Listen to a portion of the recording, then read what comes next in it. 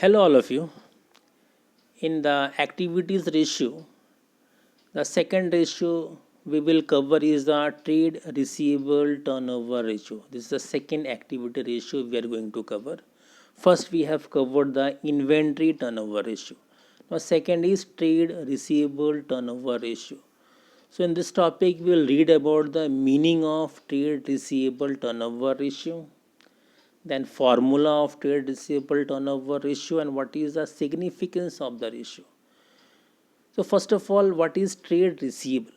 So trade receivable, it arises on account of credit sale of goods and services because it represents the amount receivable against the goods and services.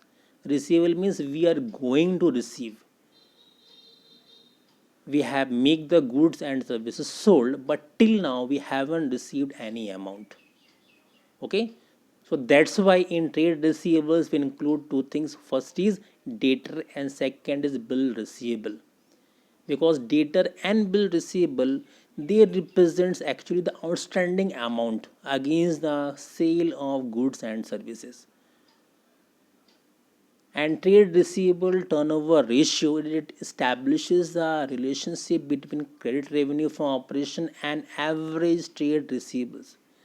So why credit revenue from operation?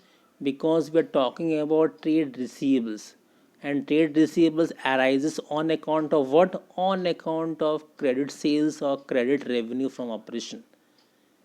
Because revenue from operation means sales.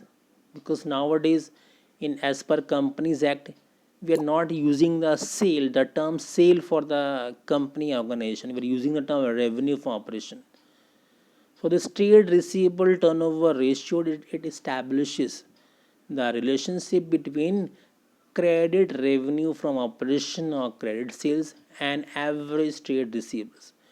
And let's see the next part, the formula. So trade receivable turnover ratio is equal to credit revenue from operation divided by average trade receivables, and we'll be getting in times.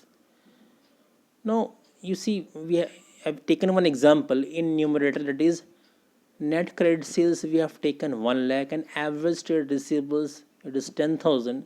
So, trade receivable turnover ratio we are getting 10 times.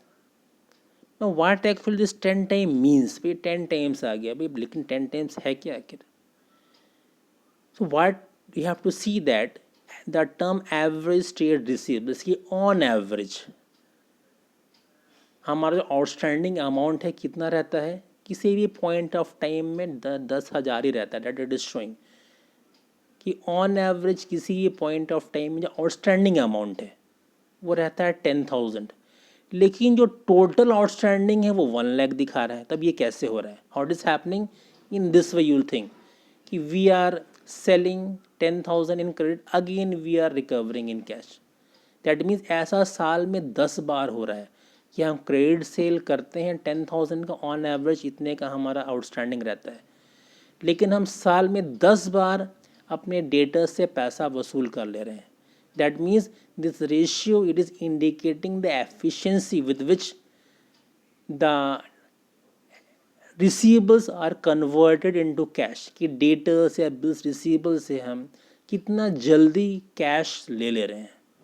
More the ratio, that means more efficiently we are collecting the cash. और अगर lower ratio हो रहा मतलब कि हमारा सामान तो बिक रहा है क्रेडिट में, लेकिन हम अपने डेटर्स से जो है टाइमली जो है कैश नहीं ले पा रहे हैं. यहाँ बहुत ज़्यादा टाइम डेटर्स ले रहे हैं हमको कैश कर पे करने में.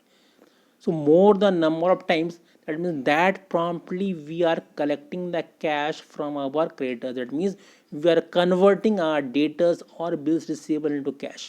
तो ये यहाँ पे शो कर रहा है कि साल में 10 बार ऐसा हो रहा है, क्रेडिट सेल हो रहा है फिर कैश ले लिए, क्रेडिट सेल फिर किए फिर कैश में वापस आ गया.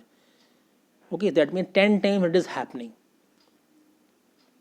And how will calculate the average trade receivable? It is opening debtors plus opening bill receivable plus closing debtors plus closing bills receivable divided by 2. So in case both are given, so in this way you will do. Okay, and since average is there, sometimes what we used to do कि there are 4 variables in the numerator, तो बहुत बार divide by 4 कर देते, तो ऐसा नहीं करना, divide by 2 ही रहेगा. ओके, बिकॉज मेन है डेटर्स का और बिल्स रिसीवेबल का, ये दो ही है उसमें वेरिएबल्स एक्चुअली में. ठीक.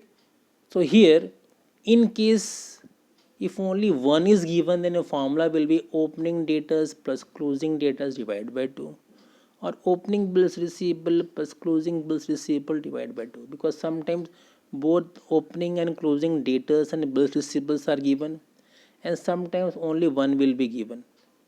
Okay, and in case opening, either opening और ईदर क्लोजिंग, मगर ओपनिंग क्लोजिंग दोनों नहीं दिया हुआ रहता है, दोनों में से कोई एक ही दिया रहता है, सॉरी. तो may be closing debtors and closing bill receivable is given, so just add them, that will be your average trade receivable, divided by 2 नहीं करना, क्योंकि एक पार्ट उसका दिया हुआ नहीं है. तो अगर एक ही दिया हुआ है तो we will assume that it is a average trade receivable. अगर क्लोजिंग डेटर ही दिया हुआ बस, तो क्लोजिंग डेटर को ही एवरेज ट्रेड रिसीवेबल मानेंगे. और क्लोजिंग बिल रिसीवेबल दिया हुआ तो क्लोजिंग बिल रिसीवेबल को ही एवरेज ट्रेड रिसीवेबल मानेंगे. अगर दोनों दिया हुआ है, closing debtor and closing bill receivable, दोनों को ऐड कर देना, डिवाइड बाई 2 नहीं करना, क्योंकि चूंकि ओपनिंग नहीं दिया हुआ तो हम लोग एवरेज नहीं निकाल सकते हैं. तो only whatever is given that will be assumed as average trade receivable. And in case any provision for doubtful debts, any bad debts are given, it should not be deducted from trade receivable, उसको deduct नहीं करना. Okay, whatever figures are there, opening closing, just you have to calculate with those figures. Don't bother about if any bad debts are given, provision for doubtful debts are given, provision for discount on debtors are given. Nowhere it will be used, because we are simply calculating that how efficiently we are converting our receivables into cash. तो यहाँ पे कोई use नहीं है. Okay.